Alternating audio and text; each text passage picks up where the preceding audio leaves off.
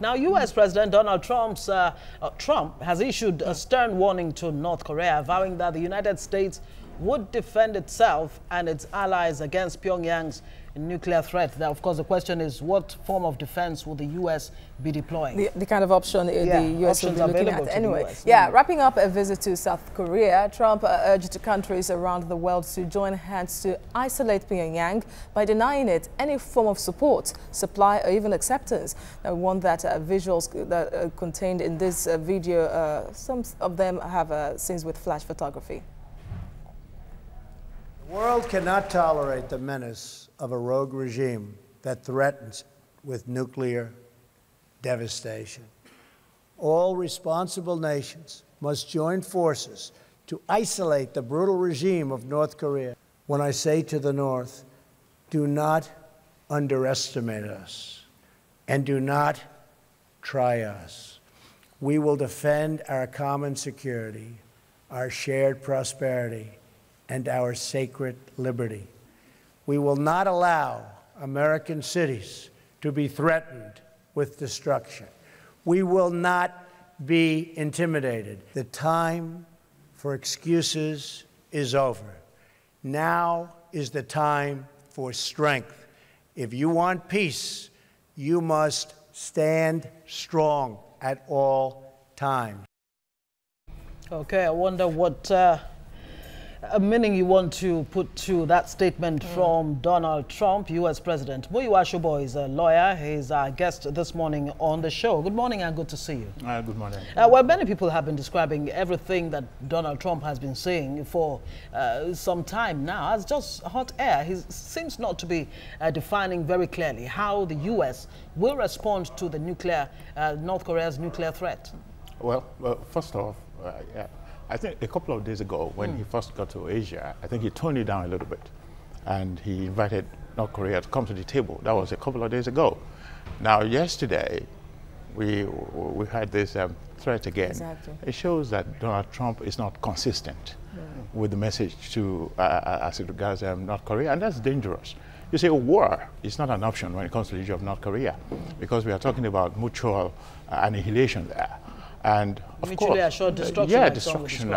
So the drum of war that is beating, and where do you see the indication of this? Is you haven't heard any of the allies supporting Donald Trump, especially from Europe. Everybody's just been quiet. Exactly. So that shows you that that silence sends a message. Nobody wants to go to war. North Korea, and it actually puts North Korea on the path of developing even more nuclear, because what North Korea would think is, okay, if you are threatening us, we have the right to defend ourselves as well. I mean, moving away from the path of peace that we have towed for years, it is dangerous. Now, it seems that the United States is kind of putting allies at risk, especially those in Asia, talking about South Korea, Japan, at risk. And South Korea just yesterday said that the U.S. shouldn't even think of a military option against North Korea. So in deciding really of which step to go, it seems that a lot has to be considered. That in fact, even the U.S. military is telling the government that there could be casualties on the part of the U.S. because the only option to capture or annihilate North Korea would be to engage in ground operation. And of course, everybody knows that North Korea has a lot of nuclear arsenal. Yeah, well, again, Donald Trump, I don't think he's really thinking. He's thinking about himself, the way he wants to rule or govern. He wants to show strength and so on. Of course, you can show strength without threatening anyone. North Korea is sitting down there. It has China, and China has already issued a warning. We will not do anything. We won't support the United States if the United States strikes first. You see what I'm saying? So. And North Korea is not going to strike first, because I don't think that man is that stupid. So is North Korea showing more maturity in this situation right now? That's the way it looks. North Korea has been warning Donald Trump against any preemptive action. Of course, Donald Trump will be moving to China next. What do you think his message will be? Of course, for some time now, he's been calling on China to, come down hard on North Korea, but they seem to be stalling somewhat. What difference would his visit to China make now? But I think think it's really important for him to go to China, because for the very first time he'll have the opportunity to sit outside of the White House with this very powerful foreign leader, that is the leader of China. And within that atmosphere, maybe they can actually send him a message that, look, this is not only about the United States, it's about China, it's about Japan, it's about South Korea, it's about all these other countries surrounding. And if Donald Trump would think about diplomacy first. You heard when he said that his Secretary of State was wasting his time, by negotiating with it's so wrong. And the United States cannot go to war or do anything without its allies. Look at Afghanistan. The United States has been in Afghanistan for 15 years. Another Vietnam. Another Vietnam is happening over there. And I think it's an irresponsible message that Donald Trump is sending, and the whole world agrees on that.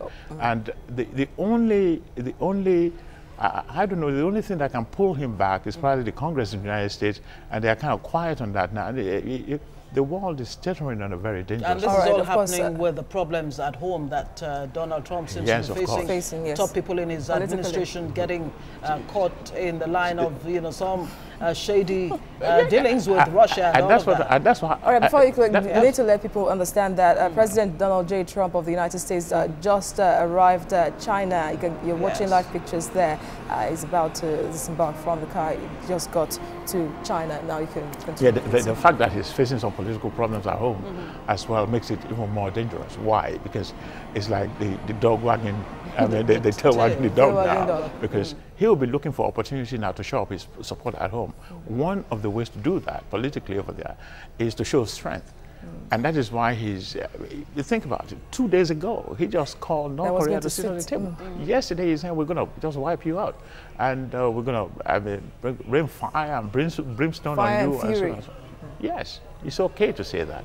But North Korea, have you seen the arsenal of North Korea out there? You see their soldiers on the march. I mean, they are serious. They're disciplined. They're disciplined, and they are not going to allow. At the end of the day, the world must come together and decide whether North Korea should have nuclear weapons. Okay, yes, and another ally or supporter of North Korea this time is Russia, apart from China. And of course, we've known how Russia, even at the floor of the United Nations and Congress, was saying that no, that any form of disciplinary action against North Korea has to be met in full measure or same measure with South Korea.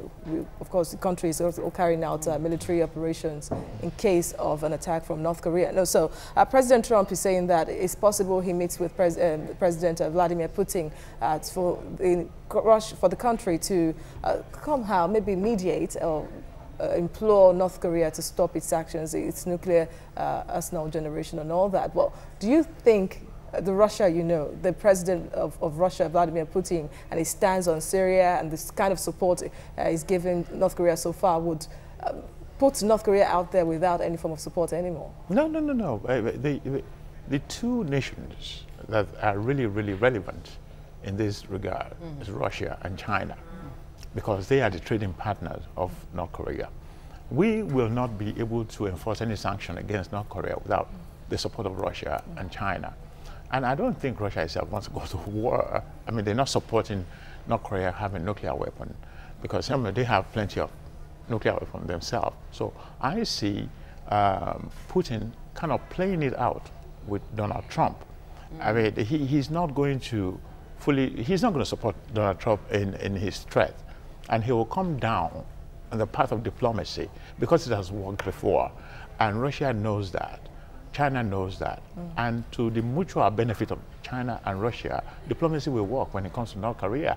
If we go according to Donald Trump, it will hurt both countries. And that is why they But does it seem to you that it's a form of power play, knowing that these three countries, United States, Russia and China, are superpowers, and they have veto powers at the floor of the United Nations, that maybe at the end of the day, it's just about my ego is bigger than yours? Well, that's from Donald Trump's because somehow, whatever move or whatever stance, it seems to so many experts or so many analysts that these two countries, Russia and China, somehow maybe wait for US to identify itself with a particular movement or a stance, that once US decides, okay, I'm going to the left, that these two countries most usually will go to the right.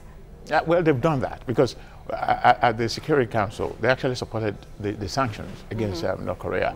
And that is an indication to the United States that we will support you when it comes to diplomacy.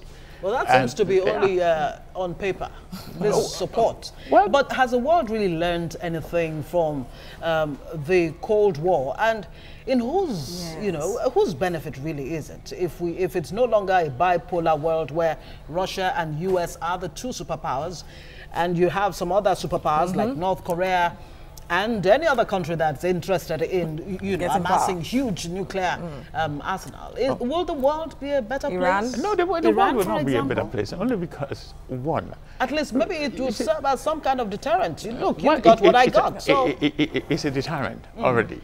But I mean, proliferation of nuclear weapons is not going to benefit anyone. I don't see North Korea really developing into a nuclear superpower. I mean, when you're talking about superpower, let's talk economics. What's going to stop North Korea? Well, nothing is going to stop North Korea except the sanction. And the sanctions, sanctions have not worked so well, far. it has worked to a certain point until Donald Trump showed up on the scene and started threatening. I mean, if you look at the rate that North Korea was testing its missiles before Donald Trump came in, it was kind of, I mean, steady, but not on the increase. Donald Trump came in, they started became so frequently. Why? Because they are feeling threatened, and that is why. Look at what he did with Iran. I mean, it doesn't make any sense that you have agreements in place and then you decertify the agreement. They're feeling threatened, or they just want some kind of attention by throwing tantrums, as some have described what North Korea is doing? Maybe both. I mean, if they throw tantrums, the world will come to now negotiate with them. Of course, yes, they can do that. And then China will increase its trade with them, and Russia will look at them differently. But throwing tantrums was 2-3 years ago.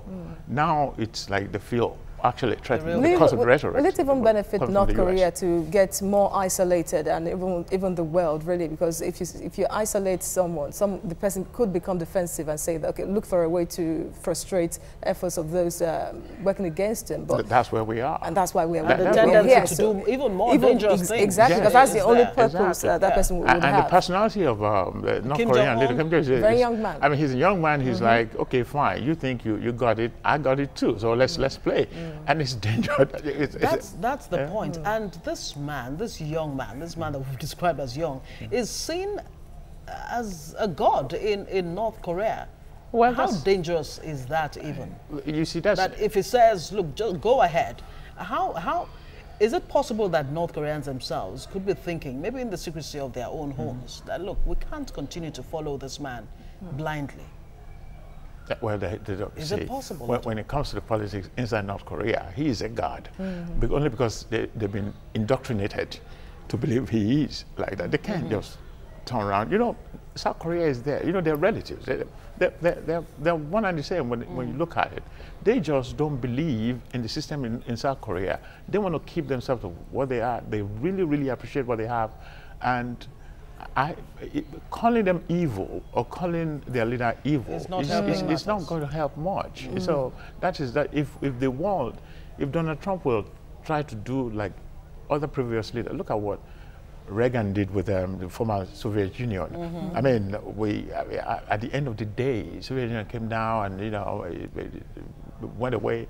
That is diplomacy at work, and that is bring peace. Down the wall. Yes, and this man does not understand that yet. I hope he will soon. Well, maybe because North Korean media too has been calling Donald Trump a mentally deranged person. Thank you very much for your analysis at this time. Muyiwa Shubo, you're a lawyer. Thank you for coming. Thank you very much. It's my pleasure to be here. All right.